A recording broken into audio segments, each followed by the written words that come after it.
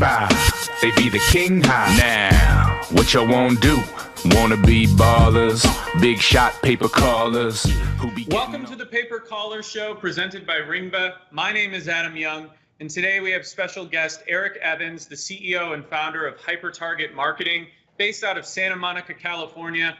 HyperTarget is one of the industry leaders in the pay-per call space. They've been around forever, almost a decade now, founded in 2009.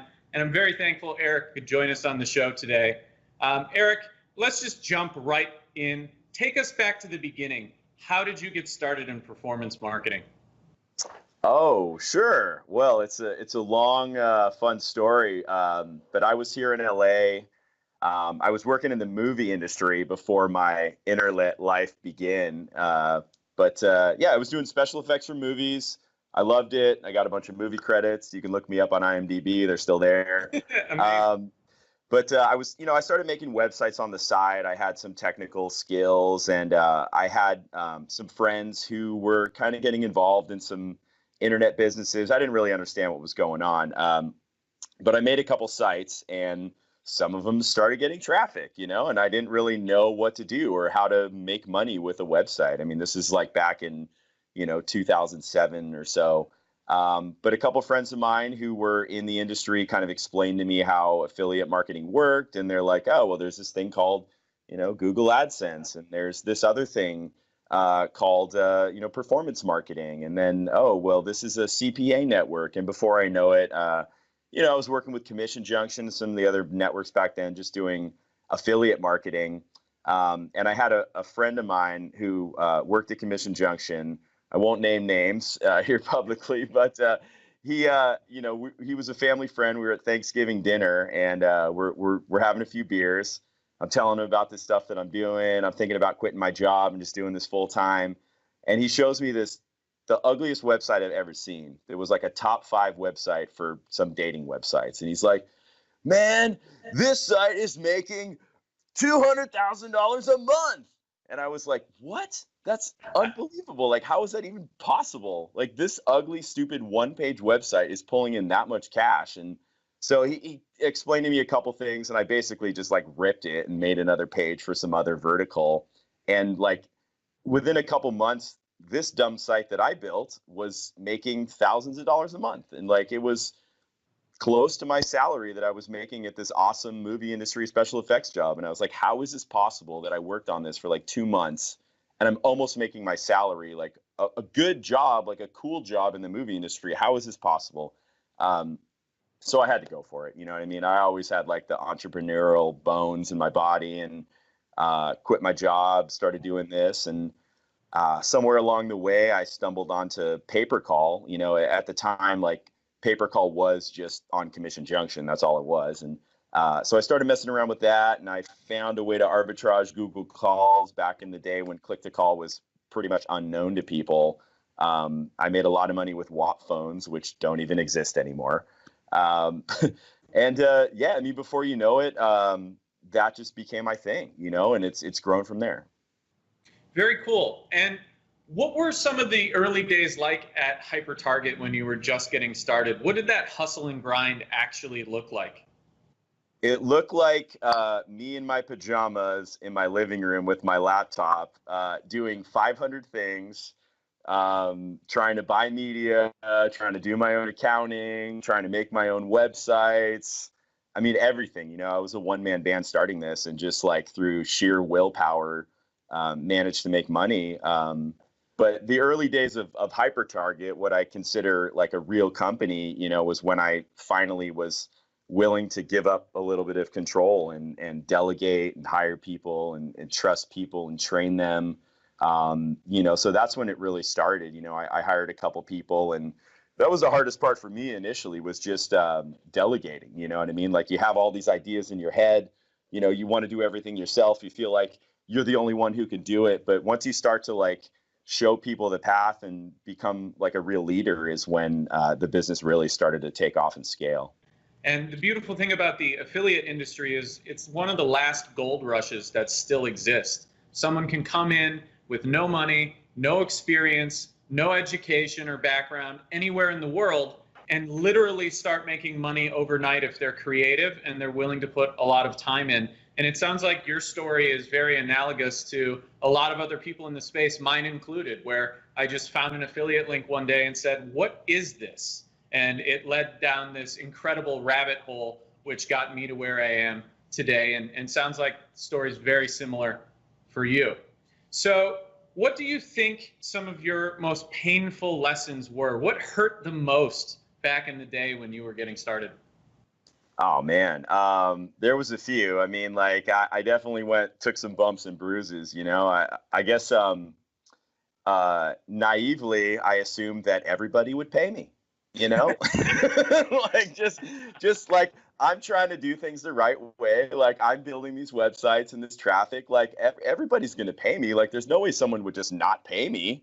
So I learned that the hard way, and so I had to get all of our accounting dialed in and understand payment terms and just become like a real businessman. You know what I mean? Like just go from like an employee mindset to a business owner mindset. It's an evolution as a person, and I'm excited when I see new people going through that, and I as much as I can help people that are trying to get their own thing off the ground, I'm more than happy to.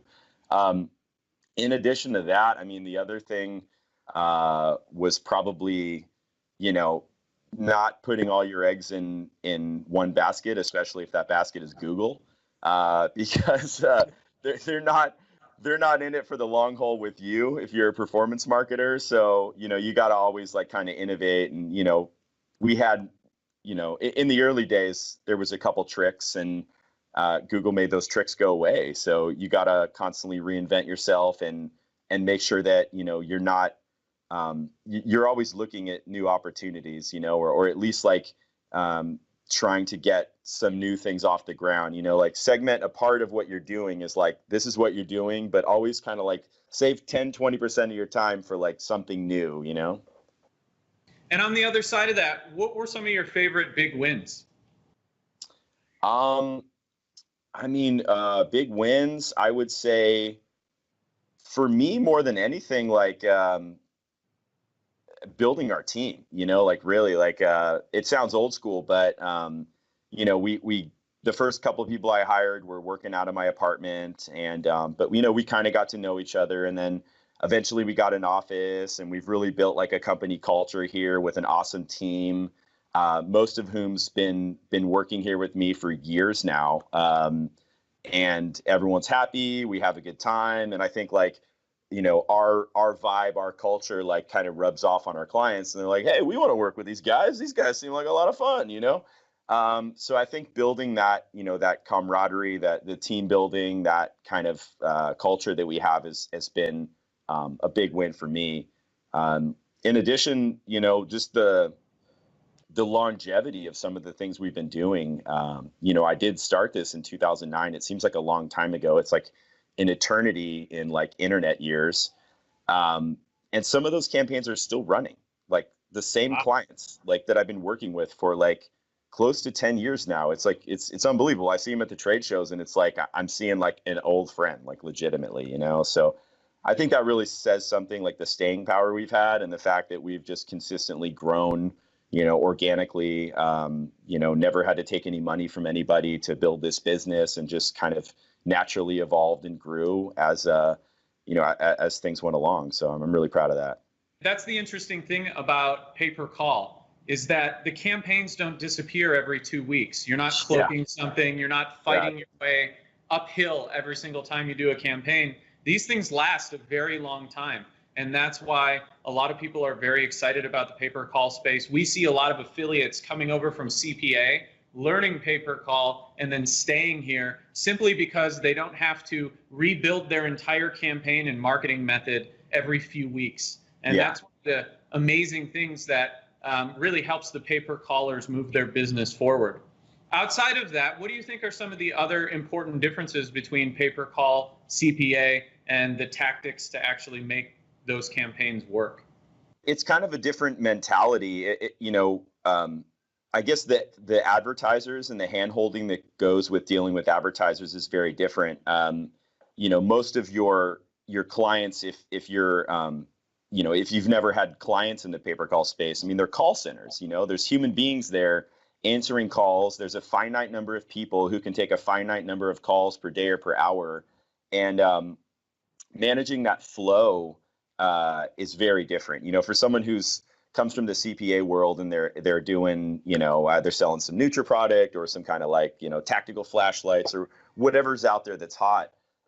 It doesn't matter when the traffic comes in, right? It's just you're going to a shopping cart, someone buys it, you figure it out. You're not what happening, maybe you got to worry about the client's inventory or something, but really you just run your traffic. If there's a spike in traffic from some email campaign you're doing, it doesn't really matter. But with pay-per-call, you have to be considerate of the fact that there's people on the other end answering these calls. If the calls aren't good, people are upset at having to speak to all your crappy calls, so that's something that's way different for internet marketing is there's this human element to it, which I actually really like. It feels more real in some ways, pay-per-call, and that's part of why I love it. What advice do you give to people just getting started in pay-per-call? The biggest advice is just being passionate about it. For me, I'm very passionate about it. Hopefully it's coming across in this interview, but I love it. I love learning about it. I love learning about new industries. Every time we get into a new vertical and I just kind of get to understand how the back end of some other business works, it's eye-opening for me. I love doing it.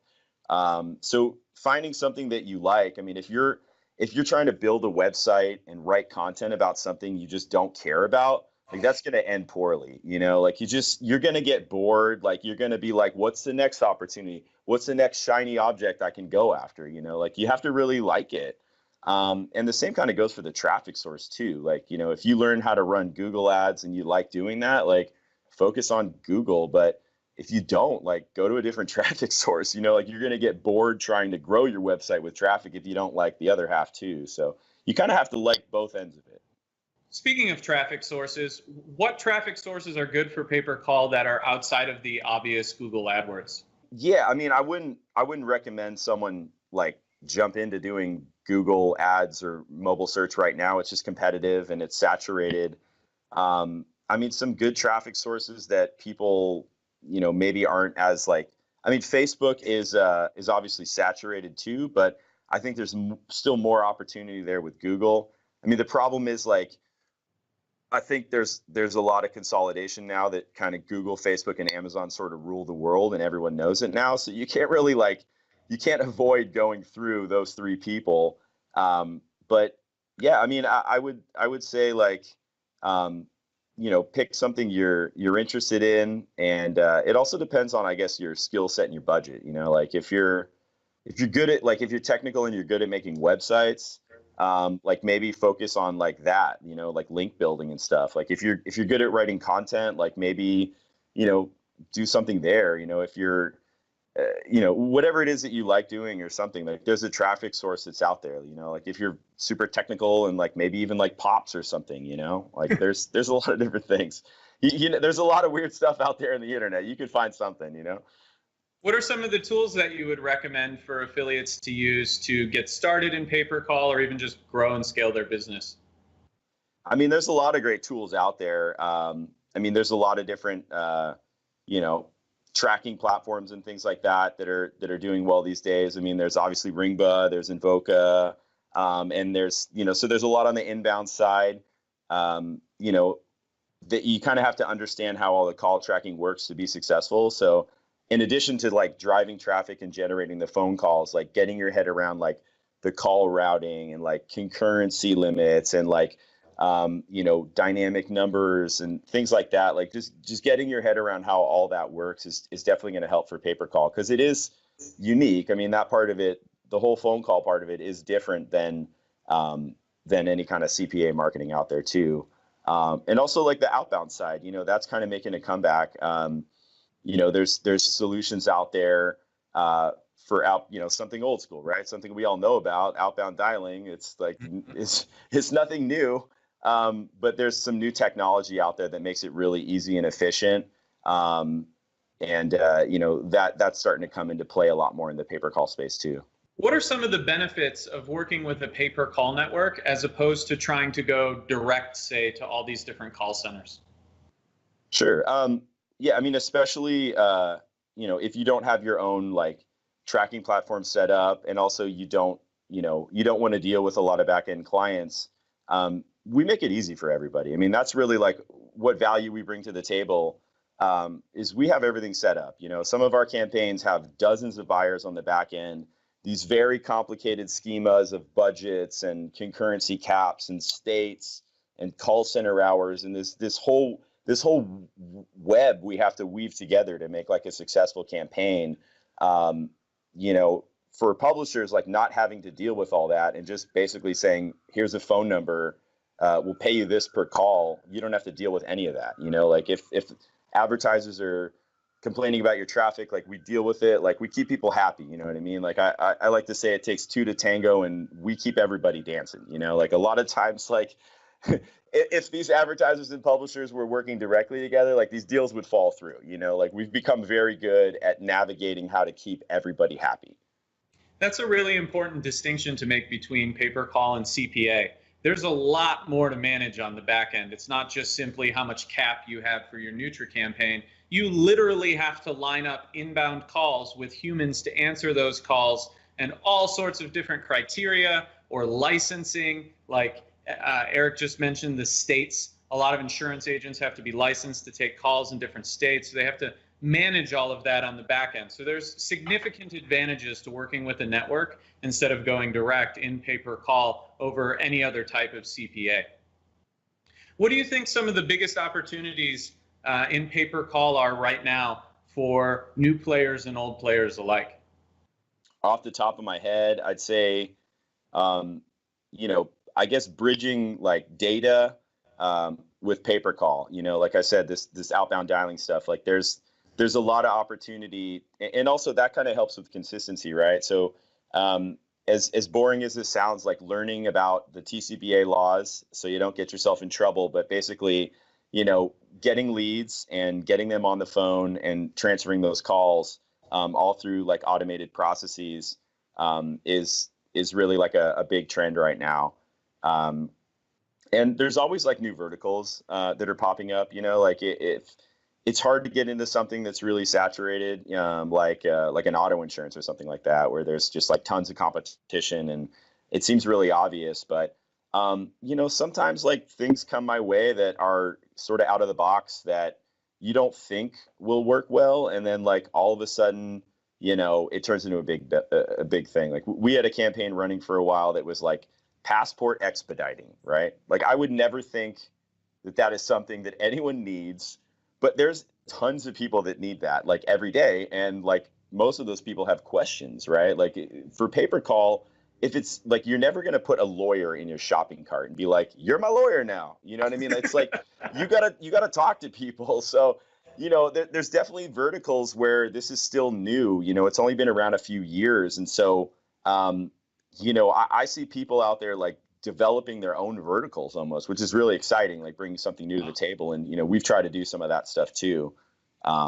Create different like bundles or things where, you can market for something more general, but then have a bunch of specific buyers kind of like underneath, and create a tree where, every call is going to go to the right person. So yeah, just be creative, The great thing about pay-per-call too is you actually get call recordings. You can listen to what these people are talking about and understand their intent and how the campaign works. And even better, unlike CPA, there's no scrubbing. You can't scrub a phone call and pretend like it didn't happen. Like there's a recording of it. And so affiliates are treated very fairly in the pay-per-call space, which is something I like a lot with my CPA background. We're always worried about who's stealing and scrubbing our campaigns, but in pay-per-call that doesn't really exist. As far as those verticals go though, what do you see really growing over the next year or two? I see a lot of growth in the senior space. There's, the baby boomers are all turning 65 now, and there's a lot to be done with, various like Medicare related offers, which can span a number of different things, everything from like a reverse mortgage to supplement insurance. and everything that would go with that. There's and those people make phone calls still. You know what I mean? Like younger people obviously are less. They still make a ton of phone calls, whether they think they're these cool millennials who never make phone calls. They still make a lot of phone calls, but older people specifically are going to be more open and apt to making a phone call. So for the pay per call space, there's a lot of money to be made in the senior space for whatever specific thing you want to target within that. I think that's a new gold rush, I think. Until they die. Yeah. Take advantage of the baby boomers while they're breathing. Yeah, so you have that 10 or 20% working on other campaigns. Yep, nailed it. What does the future hold for HyperTarget Marketing? What are some of the big projects and pushes that you guys are working on right now? Yeah, so we are in the senior space. We're growing a lot there. We've been busy building a lot of our own offers. Our goal is to provide as much value as we can to our publishers and have something unique for our advertisers, and really make unique campaigns that hopefully perform better than what's out there. So, we've been focused a lot on building some offers now and using our technology on the back end to get these people on the phone so that we can kind of bridge the gap a little bit between like traditional lead generation and CPA stuff and pay per call. So that's something I'm really excited about. And just, meeting people. I feel like everyone that comes and works with us stays with us. Like people really enjoy working with us. We take care of our clients. We take care of our publishers. We started off as publishers. We know what publishers are looking for. I mean, I'm one of the first pay per call publishers ever. Other than, some jokers that are doing a crappy job out there. This guy, Anthony Paluzzi, is, always giving problems. But, wow.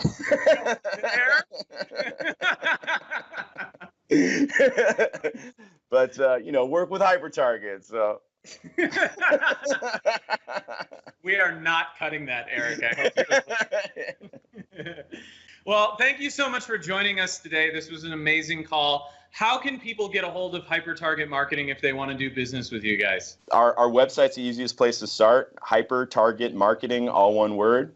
We're here in Santa Monica. You're welcome to come visit us at the office. We're at all the trade shows. I mean, we're usually at Affiliate Summit exhibiting, at LeadsCon. If you're going to LeadsCon in Boston, they're calling it Connect to Convert. It's the first show they're having in Boston. We're throwing a big party called Calls for everyone involved in pay per call. You can just go to the website, callscalls.com. If you're going to make it to that show, we'd love to have you there too. Amazing. Well, thank you so much for your time. We appreciate you being on the show. Yeah, thanks, Adam. Thanks for watching the Paper Caller Show. Let us know what you think by joining the conversation and commenting below. If you like this video, hit the like button. If you're new here, be sure to subscribe. And if you're on mobile, tap the bell. Whether you're new to Pay Per Call or an industry veteran, we invite you to join the free community at papercallers.com. This episode of Pay Per Callers is brought to you by Ringba Call Tracking and Analytics. See how Ringba is inventing the future of calls at ringba.com. See you next week.